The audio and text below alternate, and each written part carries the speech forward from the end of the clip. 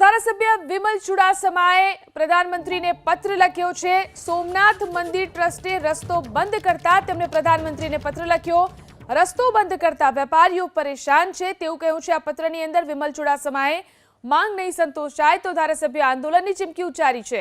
પાટણ શહેરને જોડતા રસ્તા બંધ કરતા તેમણે વિરોધ પ્રદર્શન કર્યું। રસ્તા ઉપર દિવાલ ચણી દેવાતા વેપારને અસર થઈ રહી છે તેવી રજૂઆત તેમણે પત્રમાં કરી છે। શહેરમાં પ્રવેશ કરવાના જૂના માર્ગ બંધ થયા છે તેવું પણ અહીંના વેપારીઓ કહી રહ્યા છે। ત્યારે ધારાસભ્ય વિમલ ચુડાસમાએ પત્ર લખ્યો છે। જ્યોતિર્લિંગ આવેલું છે, સોમનાથ દાદાનું સાનિધ્ય આવેલું છે, પૂરા વિશ્વમાંથી લોકો આવતા હોય અને પર્યટનના લોકો વધતા જાય છે અને આવું બધું થાય, ઇસ્યુ ઊભો થાય કારણ કે પાટણ અને આજુબાજુના લોકો ખૂબ જ નારાજ છે।